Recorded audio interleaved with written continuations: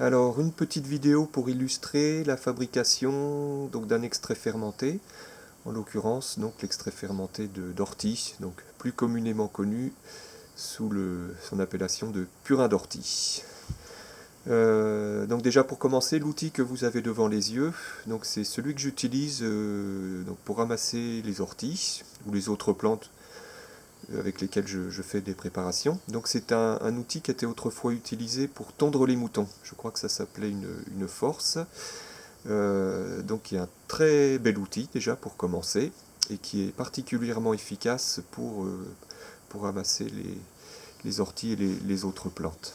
Donc c'est joli, ça s'auto-affûte et en plus ça a un bruit très très agréable quand on l'utilise. Donc je ne pense pas que ce soit encore trouvable dans le commerce, mais peut-être en occasion sur le Bon Coin ou d'autres sites. Alors je rappelle les proportions, qui sont vraies pour tous les extraits fermentés. Donc la règle générale, c'est 1 kg de plantes fraîches pour 10 litres d'eau. Donc en privilégiant l'eau de pluie. L'eau du puits, si vous utilisez l'eau du réseau, donc pensez à la laisser pendant un temps assez longtemps, une journée ou deux, dans un seau de façon à ce que le chlore puisse s'évaporer. Donc vous allez le voir, ça c'est une préparation que j'ai réalisée il y a 5-6 jours à peu près. Et donc vous allez voir que la fermentation a déjà bien commencé et que les odeurs, c'est que le purin d'ortie est réputé pour son odeur, on va dire, un petit peu particulière. Donc quand la fermentation a débuté, l'odeur caractéristique apparaît au bout de 1 ou 2 jours à peu près. Donc le signe qui indique que la fermentation est en cours, c'est ce que vous apercevez à la surface, cette espèce de petite mousse, cette petite écume à la surface. Je vais zoomer pour voir de plus près.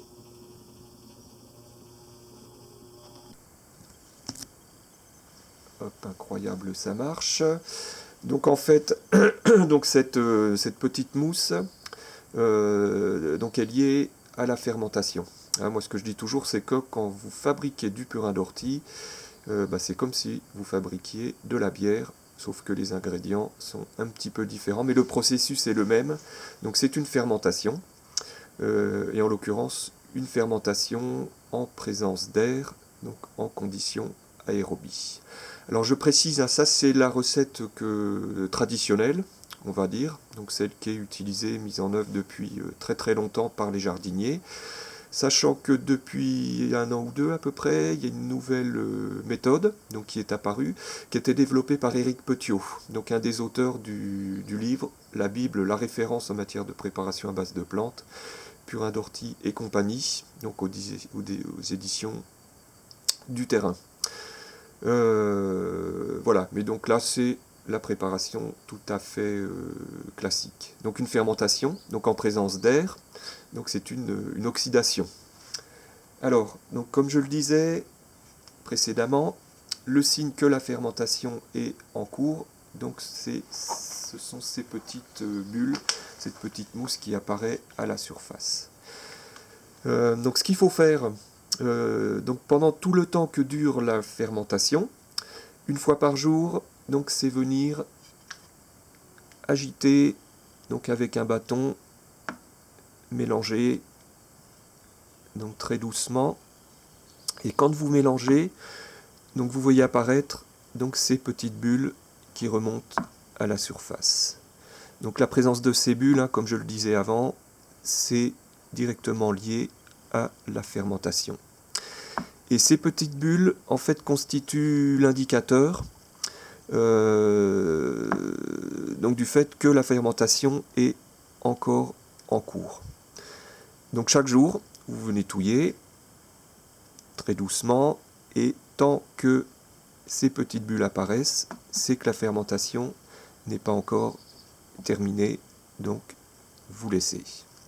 Par contre, ce qu'il faut impérativement faire, c'est quand vous veniez mélanger, si vous voyez que ces petites bulles n'apparaissent plus, ça veut dire que la fermentation est terminée et que très rapidement, il va falloir donc enlever les orties, donc que vous pouvez tout à fait mettre dans le compost, hein, c'est un très bon activateur pour le compost. Vous enlevez les orties et vous filtrez. Donc la filtration est importante, ça va éviter, donc une fois que la préparation, l'extrait fermenté est prêt, ça va éviter ce qu'on appelle une double fermentation. Donc qui est assez facile à repérer quand vous mettez donc l'extrait fermenté dans un bidon. Si cette double fermentation se produit, vous allez voir, quand vous allez ouvrir le bidon, ça va faire pchit.